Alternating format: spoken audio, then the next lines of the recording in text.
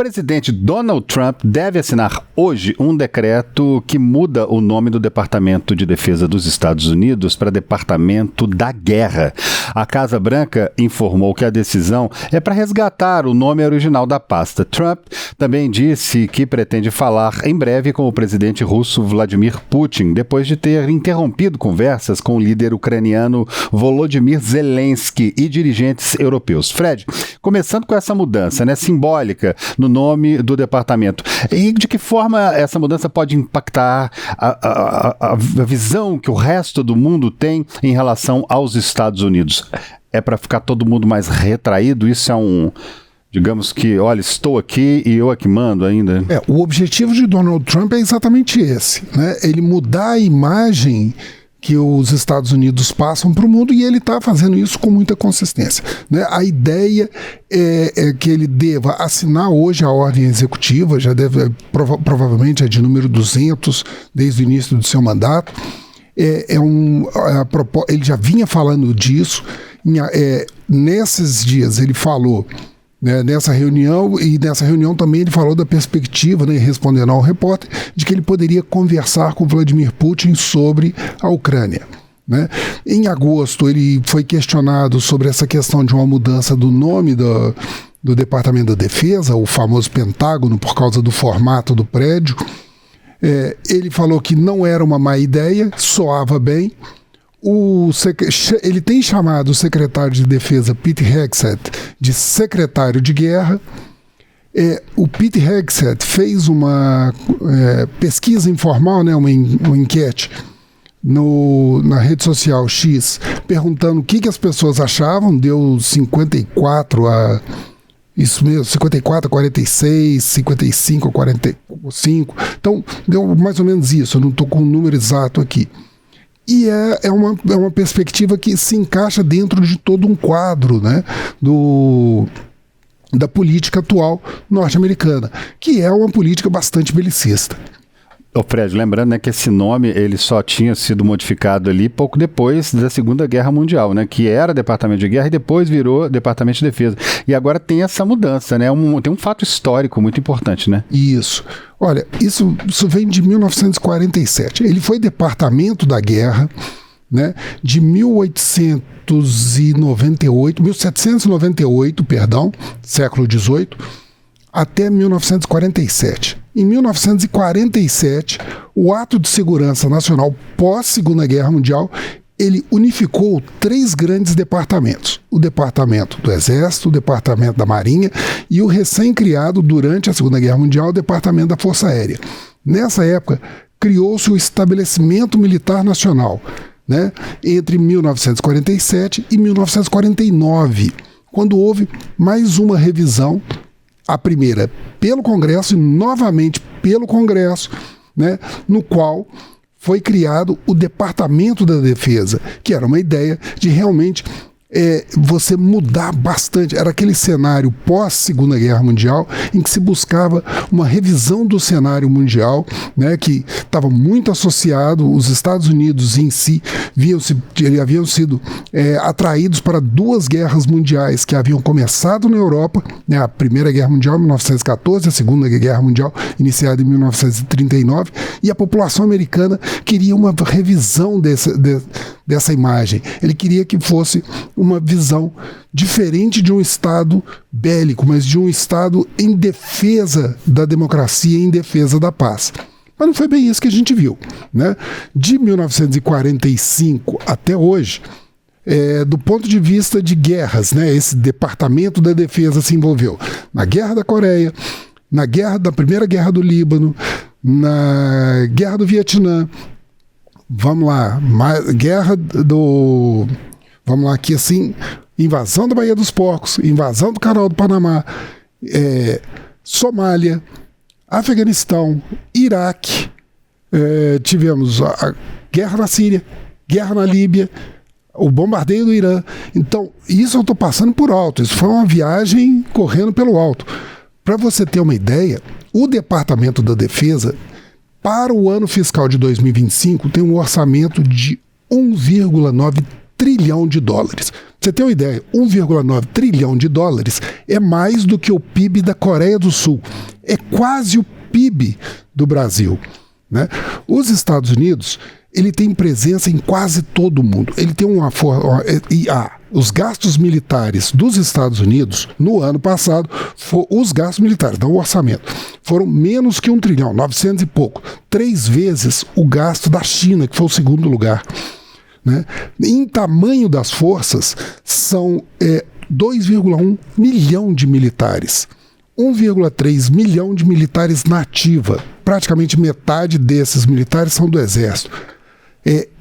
A presença militar dos Estados Unidos em praticamente todo o mundo. Nós temos um mapa que mostra essa presença. Esse mapa ele está um pouco desatualizado. Por favor, volta com ele para a tela. Vamos ver aqui. Ele é de 2020, quando havia mais de 800 bases em todo o mundo.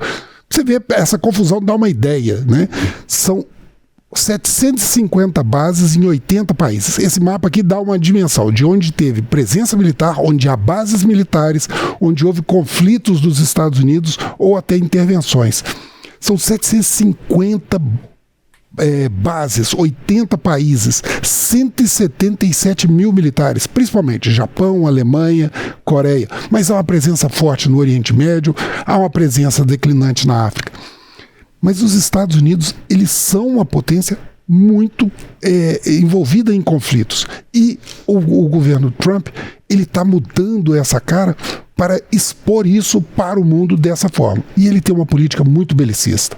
Ô Fred, agora tem uma conta que não fecha na minha cabeça de jeito nenhum. Com tudo isso que você acabou de falar, né, com o que está sendo feito atualmente pelo presidente norte-americano Donald Trump, força, navio na Venezuela, avião, briga, ameaçando bomba, bombardeando aqui. Ele está sendo indicado, ele pode ser indicado para o Prêmio Nobel da Paz. O que é isso? Olha, vamos lá. O Trump, ele se envolveu desde que ele voltou para a presidência, né? Essa é a segunda passagem dele.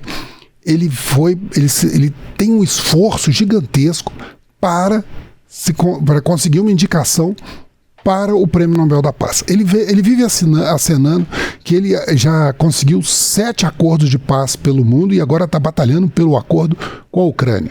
Ele cita, entre esses acordos, uma guerra no Azerbaijão, a questão do Congo, da República Democrática do Congo com Ruanda, outros, a Paquistão e a Índia, a questão do Israel e Irã, e por aí vai. Ele navega muito na onda de um sucesso que ele teve na primeira passagem, que foram os Acordos de Abraão, que foi o reconhecimento do Estado de Israel por vários países árabes e do norte da África. E até o conflito de Gaza, ele estava encaminhando para que houvesse negociações pelo reconhecimento de Israel pela Arábia Saudita. Então ele tem essa questão, mas por outro lado ele tem uma questão de vaidade.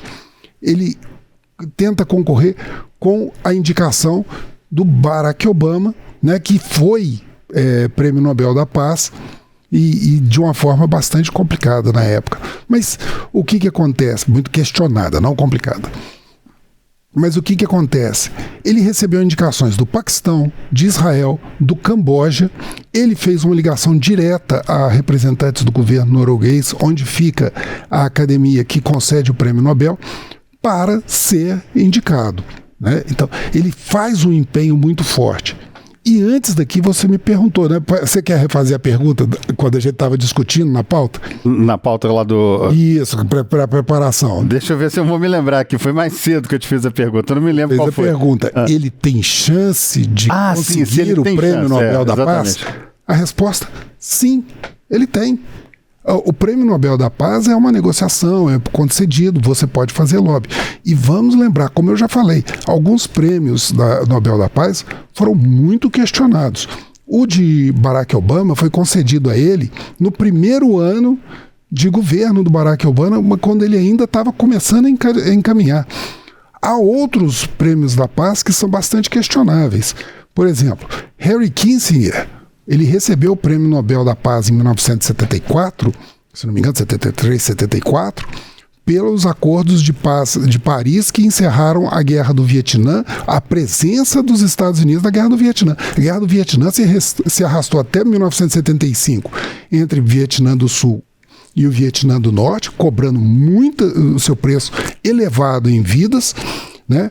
Depois se estendeu para o Camboja, uma guerra entre o Vietnã e o Camboja, e não houve pacificação. Além disso, o Henry Kissinger, ele foi muito questionado em sua vida pelo apoio que ele deu, né, à frente do Departamento de Estado a vários movimentos e a vários países que cometeram tortura, que provocaram golpes de Estado. Então ele tinha uma visão política muito pragmática que acabava aceitando isso. Outra pessoa que também é muito questionada ter recebido o Prêmio Nobel da Paz foi Yasser Arafat, o líder palestino, que com os acordos de Oslo, ele, Isaac Rabin e Shimon Peres receberam o Prêmio Nobel da Paz. Mas depois do Prêmio Nobel da Paz, o conflito entre árabes e israelenses não se encerrou. Os palestinos e os israelenses continuaram em guerra e até hoje estão em guerra. E tem mais um ponto. Tem uma pessoa que nunca recebeu o Prêmio Nobel da Paz, que é Gandhi. Então, você imagina, a lógica política que reveste a concessão do Prêmio Nobel da Paz e o contexto, por um lado, impediram que Gandhi, na época, fosse, apesar de ter sido indicado, ele recebesse, e pode favorecer situações como a que aconteceu, que eu citei aqui, que são prêmios altamente polêmicos. Então, há uma chance de Trump receber o Prêmio Nobel da Paz, ainda que ele tenha toda essa política belicista nessa segunda passagem de mandato, e que esteja agora querendo criar um departamento de guerra? Sim, há essa chance. Ô Fred, agora para a gente terminar aqui, a gente já estourou um pouquinho, mas a gente ainda tem um tempo para a gente conversar. A gente está exibindo ao longo dessa conversa aqui, a gente está exibindo umas imagens ali da reunião de ontem do presidente norte-americano Donald Trump com Mark Zuckerberg, que está ali ao lado dele, que é o CEO, o dono da Meta, Facebook, WhatsApp, Instagram. Do outro lado está o Bill Gates, né? O Bill Gates, que sempre, digamos que foi assim mais moderado e coisa e tudo. E também está ali o Sam Altman, que é o fundador da OpenAI, que é uma das maiores empresas de inteligência artificial do mundo. Eu pergunto o seguinte, Fred, o que leitura que a gente pode fazer sobre a aproximação de Trump com essas pessoas do mundo da tecnologia e especificamente da inteligência artificial? Qual é o plano para frente? Porque não é para agora exatamente, mas se bobear para daqui a 1, 2 anos, porque como a coisa está evoluindo de uma maneira muito rápida, tudo isso pode se transformar em uma outra realidade muito em breve, né? O plano é atual e já vem de algum tempo, né? A associação do Trump com as Big Techs ficou explícita na cerimônia de posse, onde vários desses estiveram e foram grandes doadores de campanha do Donald Trump. Há uma preocupação muito grande dele com as propostas de regulamentação das Big Techs e das empresas de tecnologia. Ele pressiona vários países, entre eles o Brasil. Parte do componente do tarifaço contra o Brasil vem em defesa da liberdade de operação das Big Techs aqui no Brasil e a ameaça de uma regulamentação que dificulte a operação dessas empresas. A questão da inteligência artificial não é nova, faz parte, está dentro do contexto da disputa com a China, e a China conseguiu também grandes avanços, inclusive utilizando tecnologia e processadores americanos, tanto é que os Estados Unidos chegaram a propor sanções contra a venda desses equipamentos para a China.